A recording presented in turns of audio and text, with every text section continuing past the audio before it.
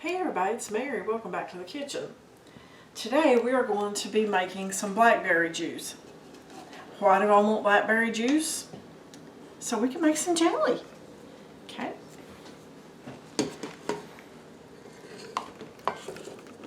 I'm going to measure out my berries. I have mixed berries here.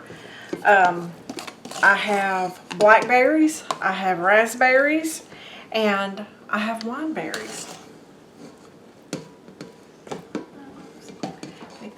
That's about 8 cups, guys. So I'm going to put them on the stove. I'm going to put about 2 cups of water in there so they won't stick.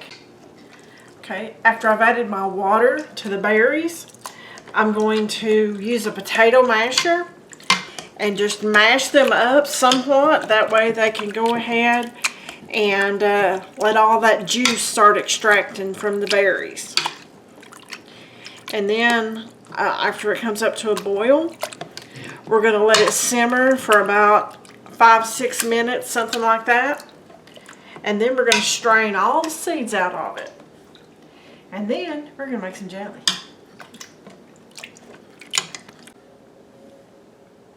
Alright, that looks good. Okay, it's been simmering, so let's see how much juice we end up getting out of this. I have cheesecloth in a strainer. So just pour that in there.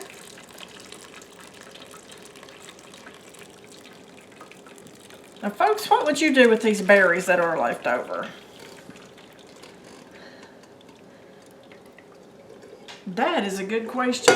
I'm certain I will find something to do.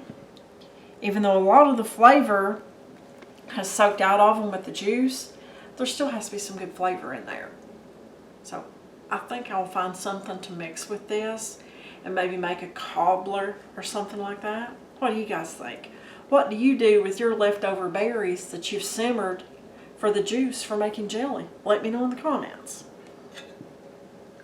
Okay. Alrighty, folks. I'll have to measure that and see how much juice that we've got. So that will be the next step whenever we get back to the jelly making. Hey everybody, it's Mary. Welcome back to the kitchen. We're getting ready to finish up the blackberry jelly. We started it last night, and folks, I put the juice in the refrigerator, and I brought it back out this morning to finish up. Okay. And also I'll put the amounts of everything that I'm using in there. Okay. I have my heat on high. I need to mix my sugar gel with my juice. And once I get this in here, guys, I have to stir it constantly until it comes up to a boil. And then we'll add the sugar in and start the timing on everything. But this is heating up. I have my jars sitting in hot water. And I have my canner heating up, because anytime that you put hot liquid into a jar, folks, we need to have the jars hot, and we also need to have our canner hot, because if not, you're going to cause thermal shock, and then you're going to have broken jars. And nobody wants to do all this work to get to this point to lose it. So, keep stirring this until we get to a good boil. Okay, it seems like our jelly has reached a full rolling boil. I can't turn it down, or I can't stir it down. So now it's time to add the sugar.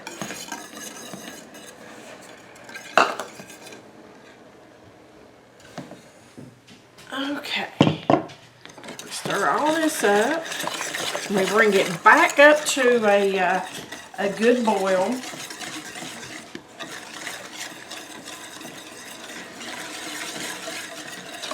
And after that, we start the timing process of it.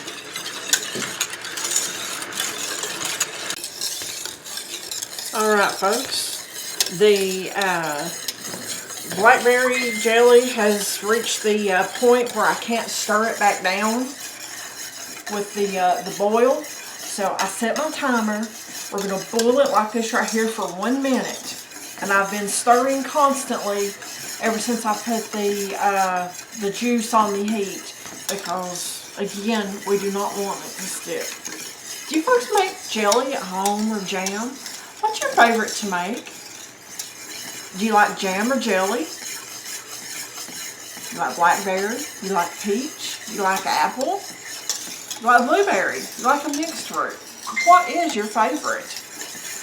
I honestly don't know what I like the best, but I like the homemade a whole lot better than the store-bought. That's just me.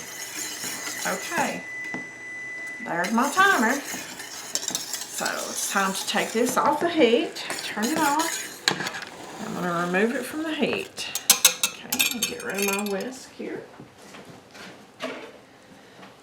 Okay, now we go to the next phase, and of course my funnel's over here. Thought I had everything ready, but I don't. Okay, my jars, like I say, are warm. This is warm, and my canner is warm. Okay. Scoot that over as close as I can to that paper plate so we don't burn it. And we're just going to ladle our jelly juice into our jars.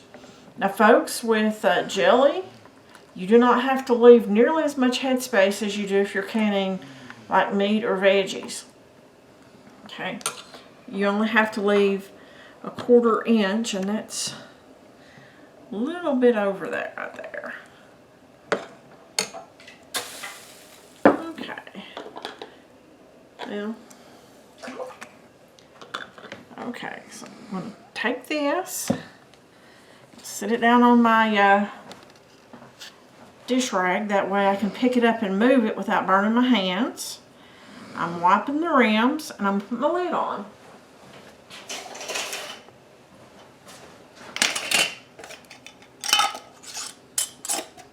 Okay, just put it on finger tight. Okay, and then I'm going to set it over in my my water, and I'm going to keep on with this process until I get all of it done. I'm going to stir this from time to time so everything stays mixed up. Let's just keep on, guys, and we will get the jam in the jar, or get the jelly in the jars, I should say. We done jam last night. Okay, I've gotten down to my last jar of the jelly. I don't think I can squeeze very much more out of this. And folks, in all honesty, this is already starting to gel up.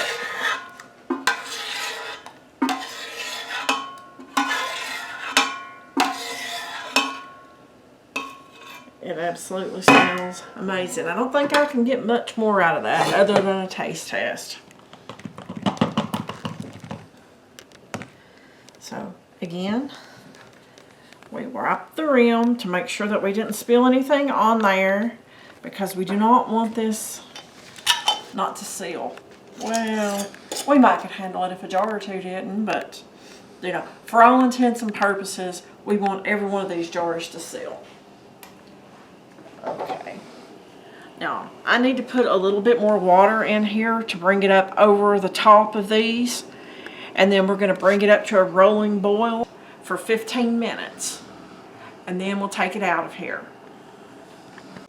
Okay folks, the timer just went off on our blackberry jelly, so I'm going to remove it from the canner, and I'm going to bring it over here, and we're going to set it on the towel.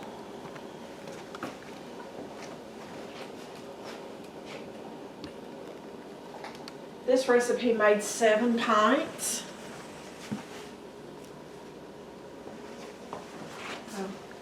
It should start to seal here in just a couple of minutes. This is an awesome way to preserve your blackberries. You can enjoy them year-round in your jelly.